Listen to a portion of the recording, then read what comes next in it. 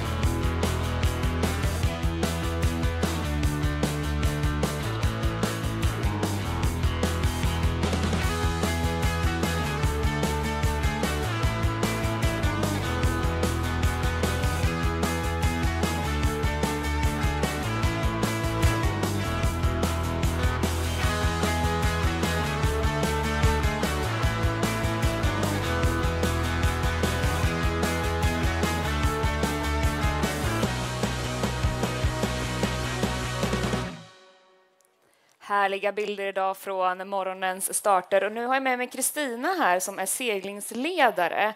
Det var verkligen en vacker morgon där ute. Ja, det stämmer. Vi gick ju upp med soluppgången här, jag och alla mina funktionärer ute på vattnet. Vi fick verkligen en fantastisk morgon. Ja. Vi hade ju en medvindsstart. Vi såg inte så mycket i alla fall spinnräckare, inte i starten. Hur var upplevelsen där ute? Upplevelsen var att man tog det lugnt, man hade respekt. Jag tycker att alla skeppare och deltagare var väldigt professionella. Så att man hade respekt för vindarna och att det var också otroligt puffigt som vi säger. Det vill säga att det kommer puffar med vind med ganska stark vind.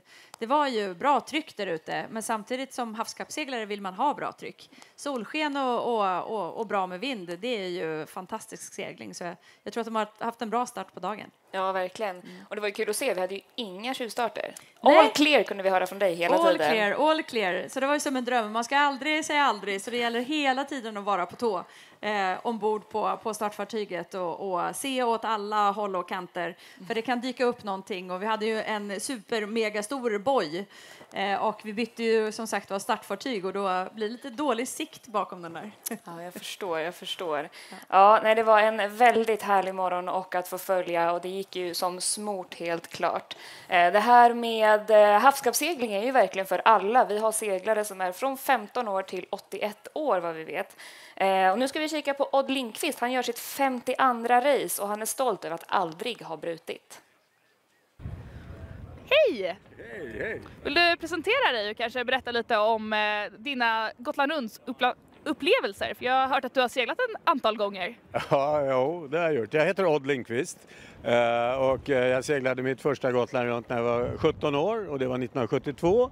Jag har hoppat över en gång frivilligt, och sen har jag alltså blivit 51 gånger nu.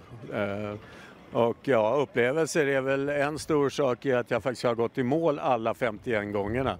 Och det är för mig en riktigt stor grej.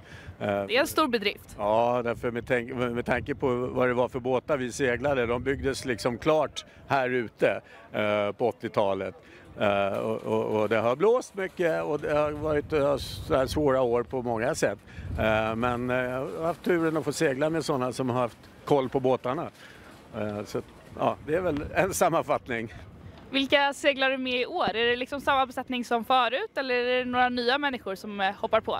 Ja, men ofta är det ju så att we meet again. Vi ses igen kanske vart 5:e år på samma båt, och så är man ifrån varandra. Nu skulle jag ha seglat Magic Mix i år om det inte var så att de skulle till Fastnet Race.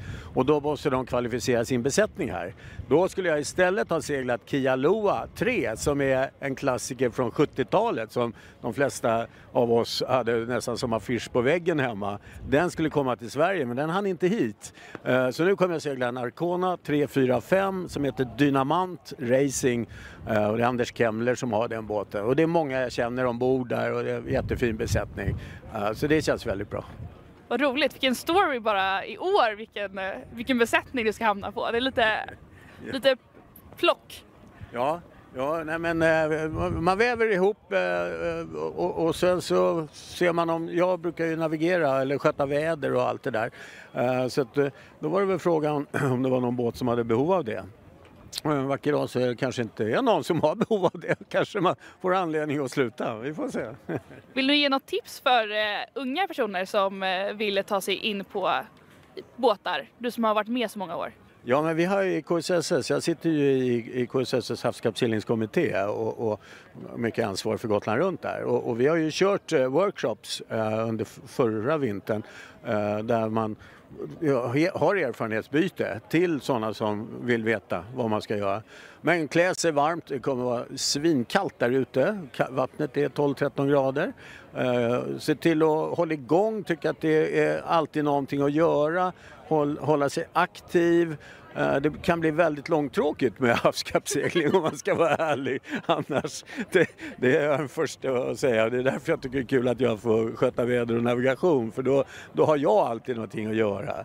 Men det finns alltid någonting att titta på. Hur vågorna kommer, hur molnen kommer, var alla konkurrenterna är någonstans. Hålla sig igång som om, jag brukar säga, flytta ut baggen till havet och segla i 2 dygn. Alltså, det ska vara samma tens som vi upplever i många andra former av segling. Det är mitt tips. Till alla som älskar baggen då? Ja, jag bor där. Så att, ja, det är inte alla som gör. Nej. Tack så jättemycket. Ja, nu får jag önska dig lycka till. Tack så mycket. Tack. Härligt att se från Odd. Och är man intresserad av att börja med havskappssegling så det bästa man kan göra är att höra av sig till sin klubb. Vi på KSSS har bland annat en offshore clinic. Vill du berätta mer, Anders? Ja, men det finns ju ganska många olika initiativ runt om i Sverige nu för att det har skett ett generationsskifte. Hade vi gått här för 8 år sedan så hade medelåldern varit bra mycket högre, kan jag lova. Men nu börjar det ge frukt efter många års arbete och vi ser att det är mycket med fler, framförallt yngre, men det är både killar och tjejer och det är grymt roligt att se.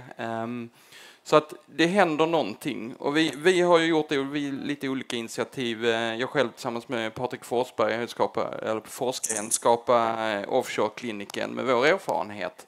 Och där har vi ju examinerat ut ungefär 70 ungdomar, både killar och tjejer, hälften, som får ett certifikat från oss och vad de har gått igenom, och de är ute på olika båtar just nu, och det händer någonting därifrån. Så att det finns lite som kommer, och det behövs en påfyllning underifrån för att annars så dör ju det här ute.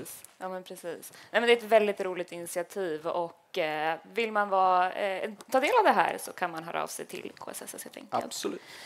Nu går vi vidare till hur dagen har varit för seglarna. Vi har fått jättemycket härligt material skickat till oss, så vi ska se på ett hopklipp från seglarna själva.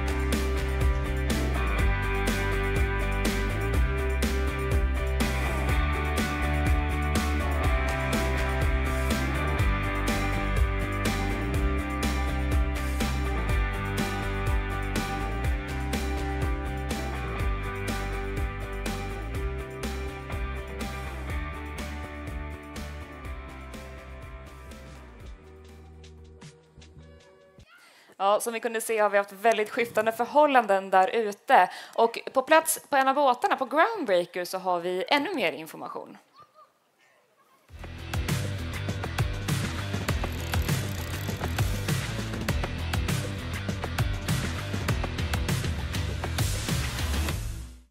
Gotska Sandön har hägrat vid horisonten i 5 timmar. Ja, det börjar bli lite frustration ombord, men jag tycker det är ändå ganska god stämning idag, ser du, Alice? Jajamän, vi har karaoke, så tiden flyger fram. Ja, den här dagen har ju, det här dygnet, senaste 24 timmarna, det har bjudit på lite av allt, va? Ja, alltså jag tänker, om vi kollar tillbaka liksom ett dygn från att vi igår mätte typ 27 sekundmeter på vår mätare på båten när vi låg inne vid bryggan, till att vi nu har då 1,4 faktiskt. 1,4. Ska inte liksom överdriva. Nej. Det går ju praktiskt taget i raketfart här på Östersjön. Men vad tycker du om? Hur har de första timmarna varit? Vi har ju snart varit ute i, när sagt vi i morse, 4 från bryggan. Nej, det gjorde vi inte. Vi var inte så snabba. Nej, 4.30. 4.30. Och ja, men det var ju blåsigt i början. Vi hissade faktiskt inte Jennaker. Vi såg många Jennakers och Spinnackers bete sig, så att säga, både i vatten och där man inte vill ha dem. Så att, det känns ganska bra att vi inte gjorde det, men sen hissade vi förstås. Försökte ha dem uppe så länge som möjligt. Och det gick ganska bra, ganska länge. Vi hade ju en surftopp på 12,9. Då låg du och sov här på akterdäck, ska vi säga. Men det har varit en kanondag. Ja, det har det. Gotland runt bjuder på allt i år. Och ja, verkligen. Ja. Till och med lite propagandasegling, som du brukar säga. Ja, men även om det är propagandasegling så hoppas vi på en sak, va? Ja, lite mer vind. Ja, vi hoppas att vi har fått det nästa gång vi hörs här.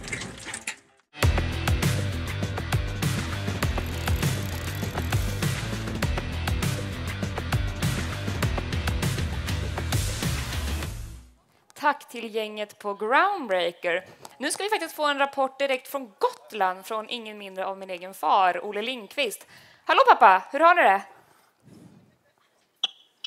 Hallå där. Jo, bara fint tack. Lite vindpinat. Du försvinner lite grann. Vindpinat säger du. Här. Jaha, jag håller på det. Jo, jag menar... Jo, precis. Vindpinat efter att ha suttit 1,5 timme nere på verkligen södra Hoburgen här. Och tittat på de 2 ledande båtarna. Ja, du skickade ju bilder i familjechatten på att det var ju mest hundarna, men vi kunde ju faktiskt ana Blackjack där i bakgrunden. Det är svårt att missa Blackjack i horisonten. Absolut. Det var väldigt spännande att se när de slog och gick emot mig där. Sen är det en bit ut som sagt var, och en liten mobilkamera gör ju inte sin sak bättre. Men med blotta ögat så har man ju sett dem och väldigt roligt att se. Lite once in a lifetime. Ja, verkligen. Kommer du att kika på båtarna längs med Ekstakusten där ikväll? Ja, får se om de är ju snabba, så får se om jag hinner upp till Djupvik. Men där ligger de väl också väldigt långt ut, så att ja, vi har ju många båtar som kommer att komma också. De här snabba har ju som sagt gått runt Hoburgen och du kanske inte hinner upp till hem innan de hinner nästan hem till dig. Men det kommer ju en lång rad båtar senare också som du kan kika på om du vill. Ja, precis nu innan jag kom in så såg jag ju Verona som har slagit också mot här, så att det är kul att se. Ja, verkligen. Hur är vinden där nere då? Jag skulle tippa att den har legat på en runt 5-6 meter per sekund här ute. Och känner nästan, jag vet inte om det håller på att mojna lite grann. Ja, här uppe på Sandhamn har här på Sandhamn har det mojnat ganska rejält från i morse. Här stod vi och blåste bort nästan och nu är det ganska varmt och skönt skulle jag säga. Pappa, jättetack för att du kunde hoppa in och ge oss en uppdatering från Gotland. Ja, kul att vara med. Ja, verkligen. Tack. Hälsa hundarna. Ha det bra. Hej. Ja, det var ju kul att vi kunde loopa in honom. Ja, men det är intressant att höra också när man alltid får de här lite live-updatesen med känslan. Det blåser så här mycket och vi som sitter här och följer båtarna med hur fort de går och vad som händer där nere. Så Blackjack, de gjorde ändå 18 knop på väg upp mot Visby så att säga. Så att men de har ju bra tryck ändå. 5-6 sekundmeter och så en hög mast på det och en lång vattenlinje. Så det lovar ju gott. Ja, jag pratade med någon där inne som sa det att Blackjack har känts lite nästan nonchalanta. De känns så självklara i det de gör på något vis. Nej, men det är en professionell besättning.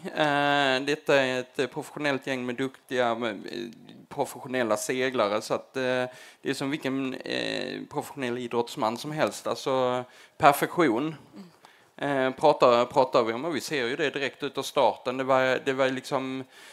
var ingen tvekan.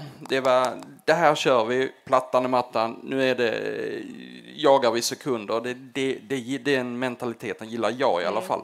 Ja, jag håller med dig. Jag tycker det är riktigt fräckt. Vi tar och kikar på skipperkartan och ser lite grann vart vi har båtarna tycker jag. Vi ska se om vi kan få upp den här.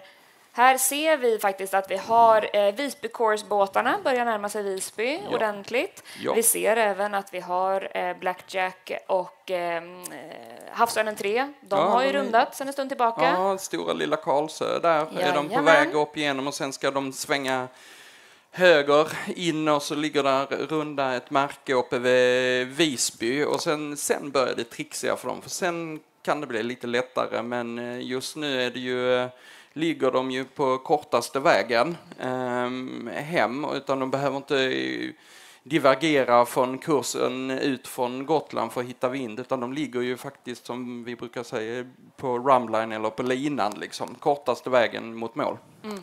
Ja, men precis. Och vi kan även se att vi har en liten split där mellan Gotska Sandön och ner mot Fårö. Några har gått lite längre ut och några slickar verkligen Fårö. Mm. Men just nu så där uppe har du ett annat vädersystem.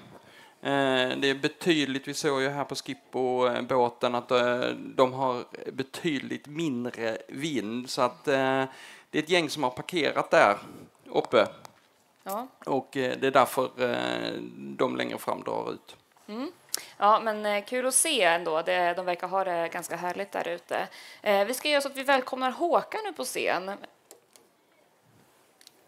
Kommer här bakom, ska vi se. Tjenare Håkan. Hallå, hej. Välkommen in. Tack, i värmen. Ja, precis. Det är ganska varmt och skönt här faktiskt. Ja, verkligen. Vill du berätta om dagen? Ja, men dagen har varit fantastisk. Det är som Kristina sa, vi startade ju i soluppgången.